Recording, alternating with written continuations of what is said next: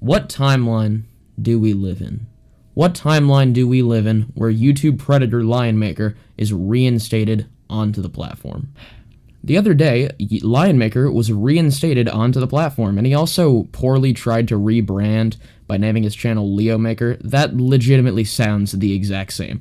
I would have thought that he'd put in more effort than that, but that being said, he is a legitimate pedophile, so he can't be that smart. At this point in time, he's actually been banned again, as deserved, but it's still ridiculous to me that this managed to happen in the first place. I actually have a really low-res screenshot of the email that he received from YouTube. Hi, LionMaker. We're pleased to let you know that we've recently reviewed your YouTube account, and after taking another look, we can confirm that it is not in violation of our terms of service. We've lifted the suspension of your account, and it is once again active and operational.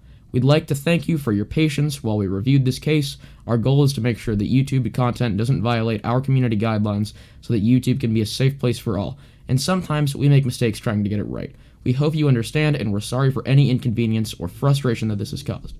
If you have any further questions, please feel free to reach out to us here. What I imagine happened was that the YouTube bot reviewed this because there's no way a human being let this fly. I imagine the bot viewed this just off of his content because there isn't actually anything in his content that violates YouTube terms of service. I think that after everyone's complaints, they sent this to a human to manually review and it was terminated again.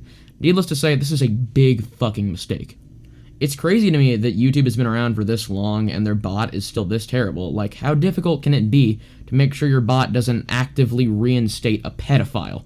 They're at the point where I don't think they truly care about anything other than capital currency. Another hypocrisy in this is that a week ago, KSI got a strike on his channel. This strike was for child endangerment on a video on his second channel, where for about 3 years he uploaded every day, so he has a lot of content on that channel. The video was a reaction, and I'm pretty sure one of the clips had a child getting hurt or something like that. You know what sounds a lot like child endangerment to me? Having a literal pedophile on the platform. As much as I love YouTube, I love creating content for this site and using the site, it just needs so much improvement, it's absurd. I've been watching YouTube for so long that I don't remember when I even started. I remember watching Minecraft YouTubers that LionMaker associated with, like Stampy, and I wondered why he stopped being in the videos, and I knew why many years later.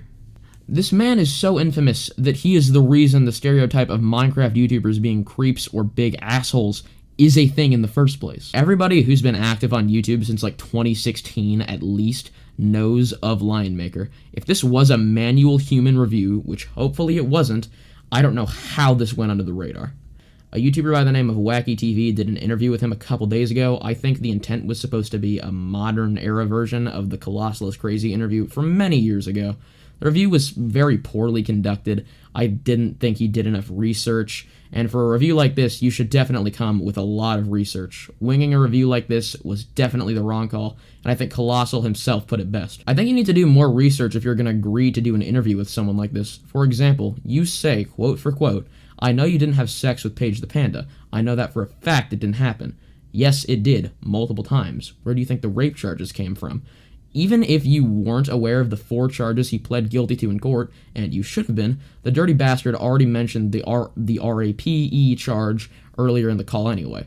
Why choose to wing an interview with a convicted pedophile in under 48 hours? This call could have gone a whole lot worse, but it's a still very unnecessary risk you took, especially considering one of the victim's court dates is in just 3 weeks' time. I for sure think it was the wrong call to reinstate this man, considering what he's done. If you enjoyed this video, please like and subscribe. We're getting closer to 200 subs every single day, and it would be sick if we got there by the end of the year.